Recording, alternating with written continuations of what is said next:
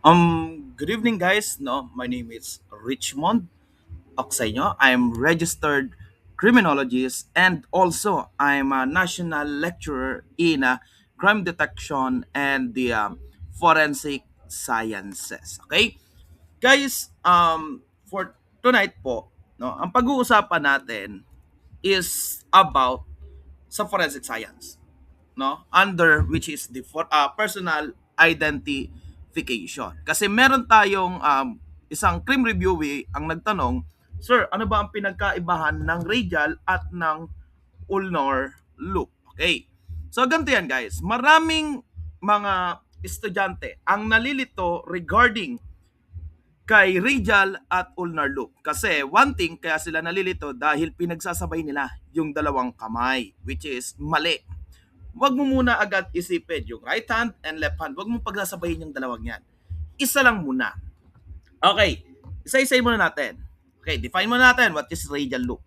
Pag sinabi mong radial loop, a type of loop pattern, no, in which the slanting or sloping, no, or looping of the ridge flow, okay, flow towards the thumb or radial bone. Tandaan ha, dapat yung ridge flow ang titignan ninyo. Okay? Sir, bakit? Kasi kung ang ridge flow niya ay papunta sa thumb or sa inyong radial bone, that would be radial loop. Pero pag sinabi mo namang ulnar loop, ito naman yung type of loop pattern, no, in which the slanting or sloping or looping of the ridge, no, flow towards the little finger or radial or ulna bone. Okay? So tandaan, sir, ano po yung ulnar loop? Kapag ang kanyang ridge flow ay papunta sa little finger or sa inyong ulna bone. Okay? I-illustrate natin. Illustration natin. Okay? Illustrate natin. Sa illustration, sabi ko po sa inyo, huwag nyo po agad pagsasabayin ang dalawa. So, kailangan focus lang muna kayo sa isang kamay, which is, for example, right hand muna tayo. Okay? So, dahil right hand tayo, guys, ganito yung kanyang flow. Tandaan nyo po ha, flow ang titignan po ninyo. Radial at yung ulnar. Okay? Sabi, pag radial loop, dapat yung flow ng kanyang ridges saan papunta? Towards your thumb. So that would be your sa right hand, ito yung kung ganito ang inyong flow ng ridges papunta saan po? Papunta sa inyong thumb.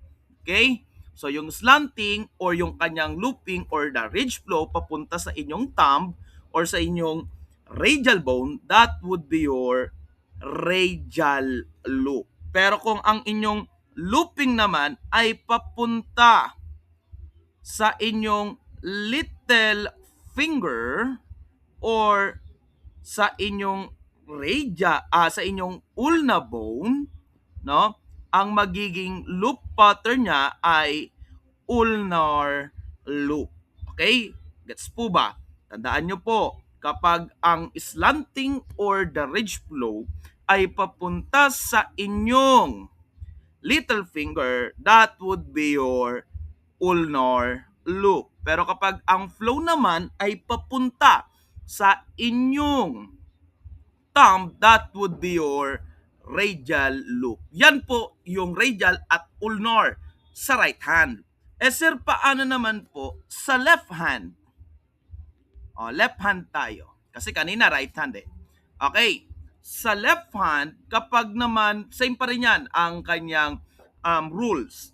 No? Kapag ang inyong slanting o yung flow ay papunta sa inyong thumb, that would be your radial loop.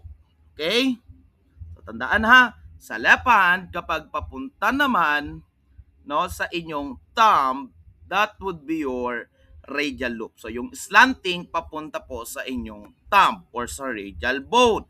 Pero kay ulnar, kapag ang kanya namang ridge flow or slanting ay papunta sa inyong little finger, that would be your ulnar loop. Okay? So tingnan nyo po muna yung inyong mga ridge flow. Maraming nagkakamali dito sa radial at ulnar. At tinatanong po ito sa board exam. That would be your radial at ulnar loop. So guys, kung meron kayong katanungan regarding sa forensic science or crime detection and investigation, pwede po kayong mag-suggest, no, kung ano yung itatopic ko or kung saan po kayo naguguluhan. So yun lang guys. Thank you very much and peace.